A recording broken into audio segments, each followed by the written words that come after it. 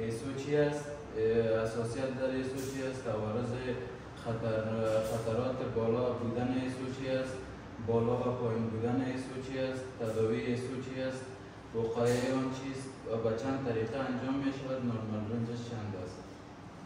انتی استرپتولایزین یا ایسو یک نوع انتیبادی های هستند که سم تولید شده استرپتوکوک در بدن می باشد و آزمایش ایسو را به خاطر اندازه‌گیری انتیبادی های بدن ما انجام می دهیم. انتیبادی ها که یک نوع پروتین هایی هستند که در مقابل امکانات پرازیت، فنگس و ویروس از بدن ما محافظت می کند و استرپتوکوک یا از جمله خانواده کوکسی ها می باشد.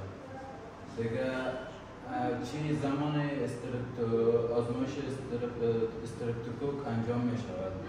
وقتی که هنگامی که در قفسه سینه می باشد، خستگی، تنگی نفس، دیگه گلومرونفریت یا تب روماتیسم و دیگه تجمع مایاتی که در ادرار تیه دیده می شوند، در اون زمان آزمایش ایسو انجام می شوند. گلومرونفریت یا تب روماتیسم یک دوره نفتگی دارند که دوره نفتگیشان که عفونت انجام میده 10 الی 20 روز می باشند. دیگه استرپتولایزین او که است مخفف اکسیژن ناپایدار که توسط اکسیژن غیر فعال می باشد در بدن. استرپتولایزین 7 الی 10 روز در بدن عفونت انجام می دهد که بعد از 10 روز در خون وارد جریان خون می شود. این انزایم که حجرات سرخ و سفید خون را آهسته آهسته از بین می برد. دیگه اساسیت در ایسو چی است؟ اساسیت در ایسو وقتی که ما در ایسو اساسیت می کنیم ایسو مثبت نشان داده نمی شود چون انتیبادی ها در اونجا کم می باشد و سویه ایسو انتیبادی ها در ایسو ظاهر نمی شوند. باید همین آزمایش در 2 نوبت در 2 هفته تکرار شود که درست انتیبادی ها خود را ظاهر کرده و اگلوتینیشن نشان داده شود.